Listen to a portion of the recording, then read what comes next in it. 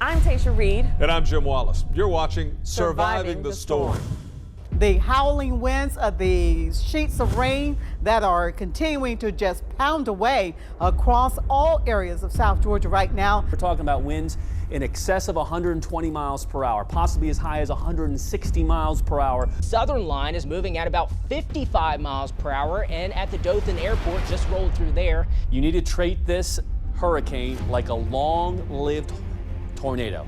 This is not the thing to mess with. If you live in the Benevolence area, I hope you have taken your safe place. Getting a report that there are trees falling over in Tai, that is areas of Worth County.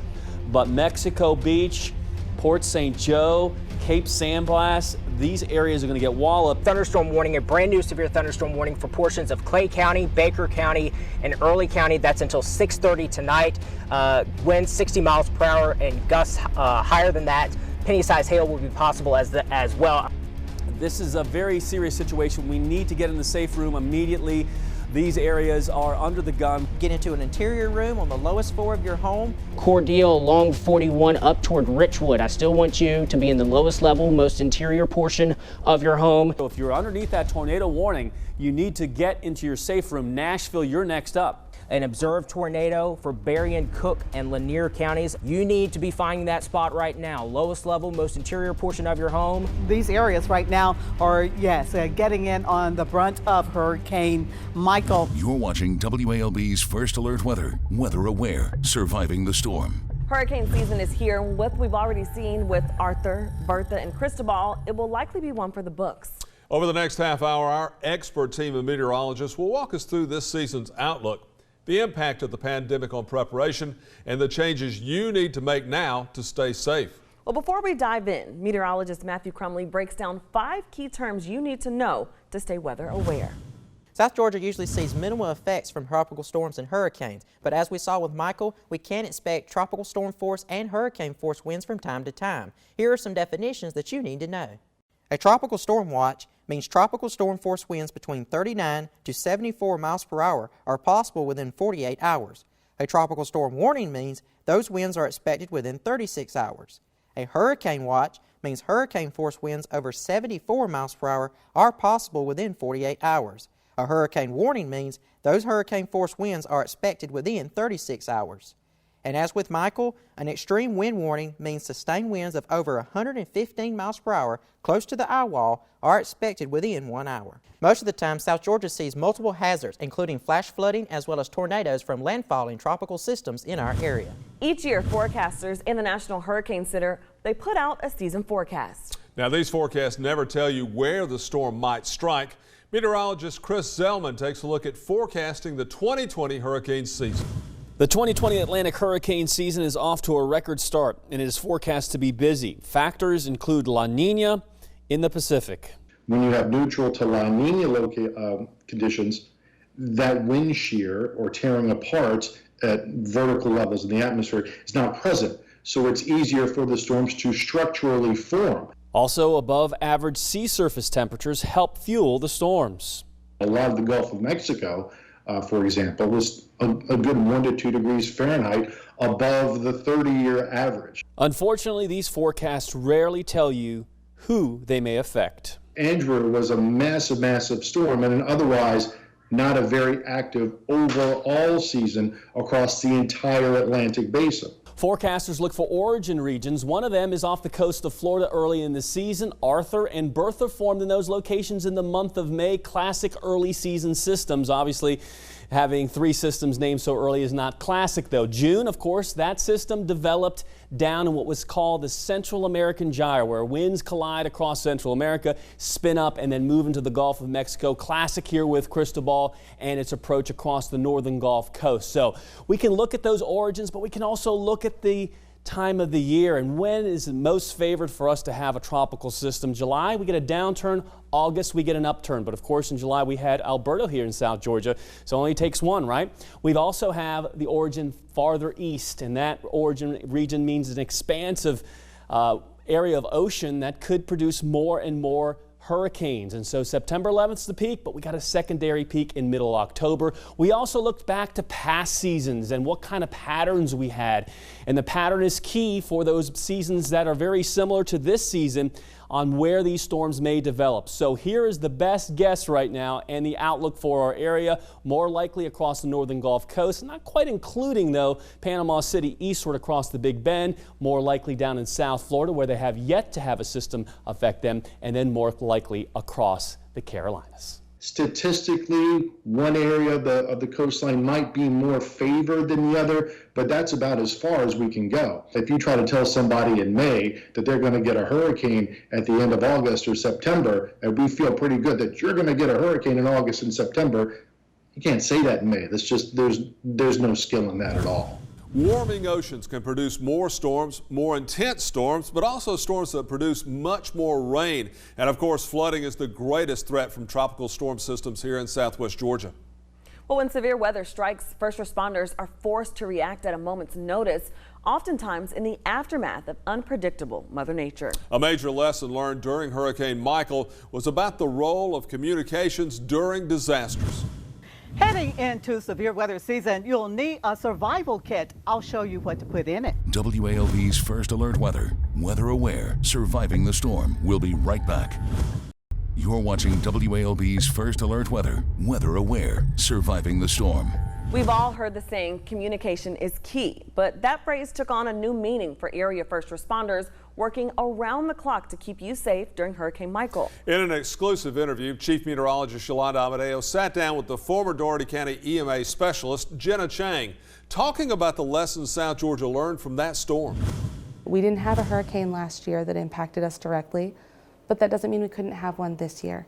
Hurricane season 2020 is already shaping up to be an active season with 3 named storms. Our last major run-in with Mother Nature, Hurricane Michael. The Category 3 storm mauled the rolling countryside of Southwest Georgia with a trail of devastation, serving as a warning of what could be on the horizon. These things have happened before. They will happen again. We just need to make sure that we're prepared whenever that time is. Now, faced with what the country's leading forecasters predict will be a very busy season, local first responders are ready to respond at a moment's notice. Communication in every facet is absolutely critical. When there is destructive weather, a lot of things that we count on don't necessarily work the way we anticipate. During Hurricane Michael, Dougherty County's emergency management took a major hit. All forms of modern-day communication were knocked out for days. It was a test of resilience for Jenna Chang, who worked as the area's EMA specialist during the storm.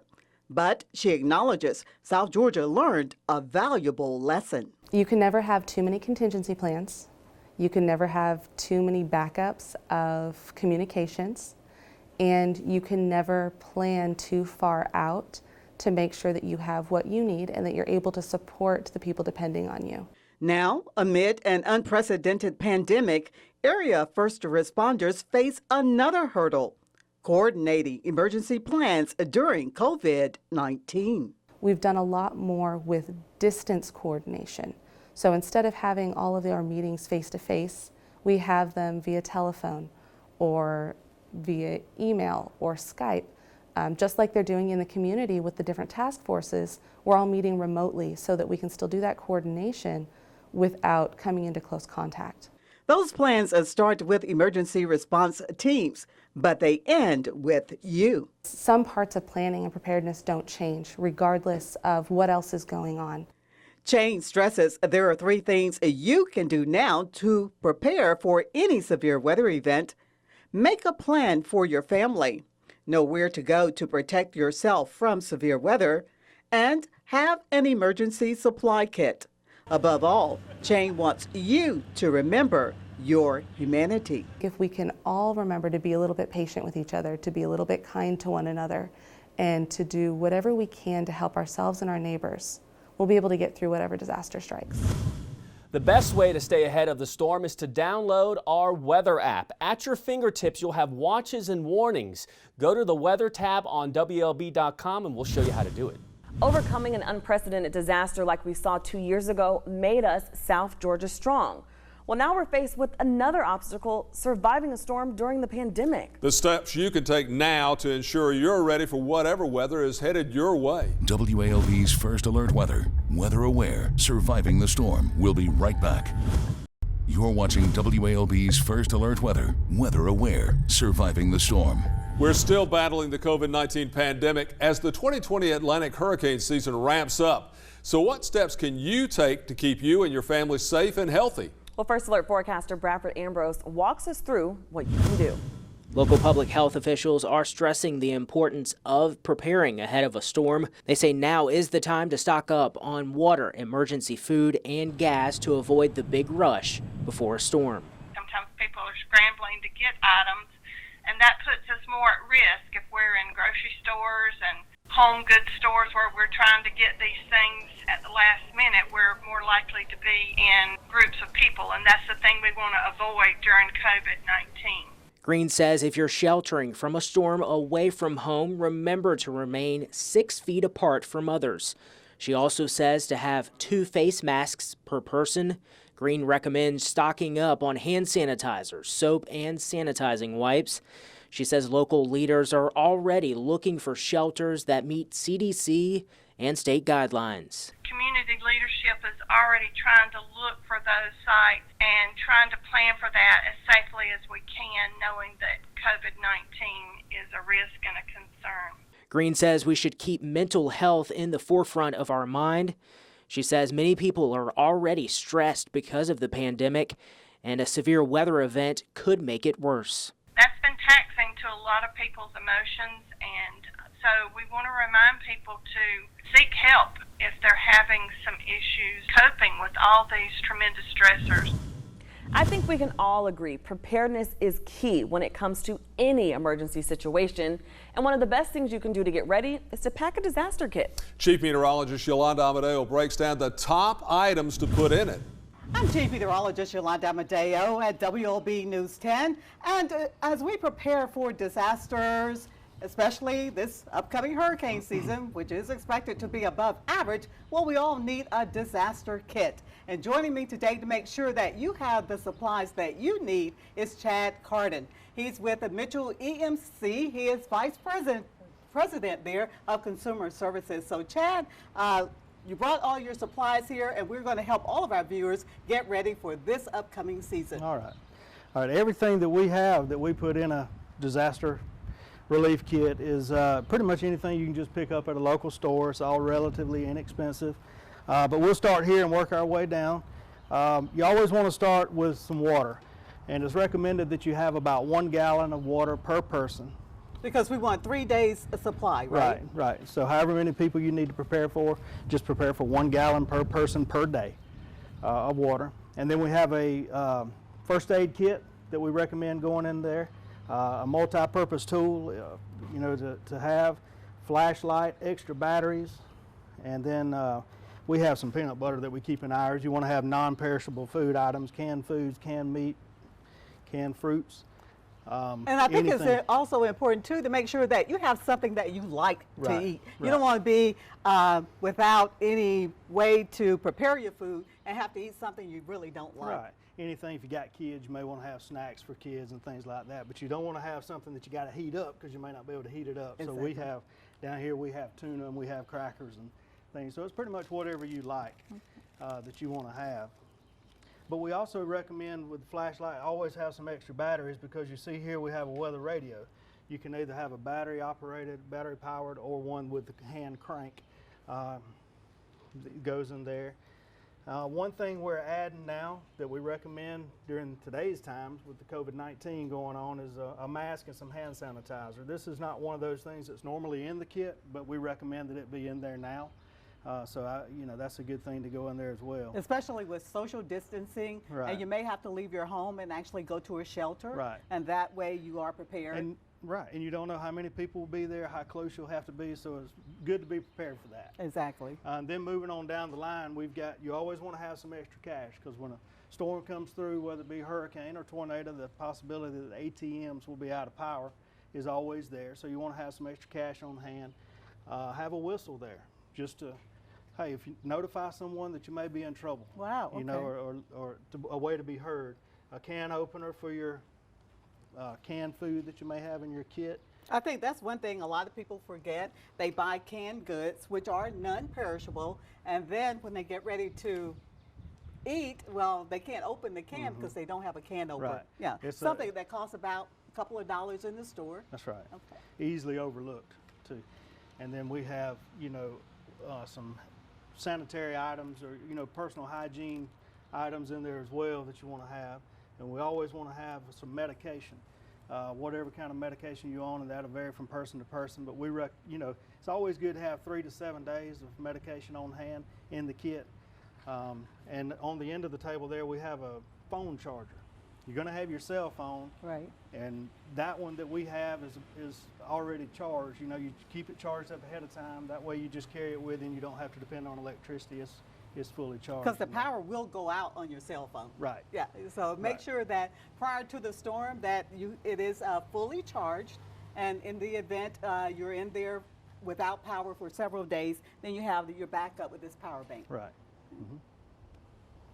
So, and depending on your family, whether you've got, you know, you may have pets, you may have, you know, elderly people in your family or children. You know, the items in the kit could vary a little bit, but you know, all of these items can be picked up locally, relatively inexpensive, and it's easy to get a hold to. And we put ours in a plastic container that you can pick up at any store around. You know, they make them already built in a carrying case, but you know, you want to use a waterproof box. And that way it's easy to pick up and just go if you have to leave your home as well. Okay, great, Chad. Thanks for joining me. Thank you for having me. Valuable information, and we've shown everybody exactly what they need for that disaster kit. We want to make sure that each family has one, because as we know, power will go out, and it doesn't have to be a hurricane. It could be a tornado, it could be a tropical storm, but whatever you do, just make sure that you are prepared and your kit is ready to go. Preparation plays a vital role in protecting us from the worst aspects of severe weather. For South Georgia farmers, it often comes with a race against the clock. Now, tried and true tips from local leaders in the agriculture industry on what they do to get ready. WALB's First Alert Weather, Weather Aware, Surviving the Storm. We'll be right back. You're watching WALB's First Alert Weather, Weather Aware, Surviving the Storm. South Georgia is no stranger to storms, but Mother Nature will always remain somewhat of a mystery. For many farmers in the area, the skills it takes to make it through each season often comes the hard way, learning the lessons of the land through loss. Well, meteorologist Matthew Crumbly shares some of their wisdom.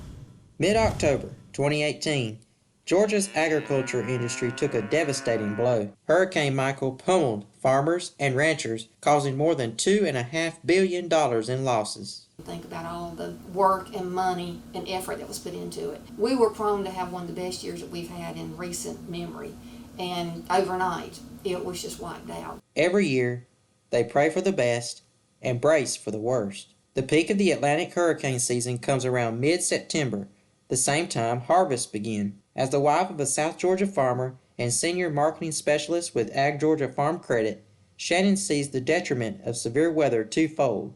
2 years after Hurricane Michael, she says the impact of the storm is still evident.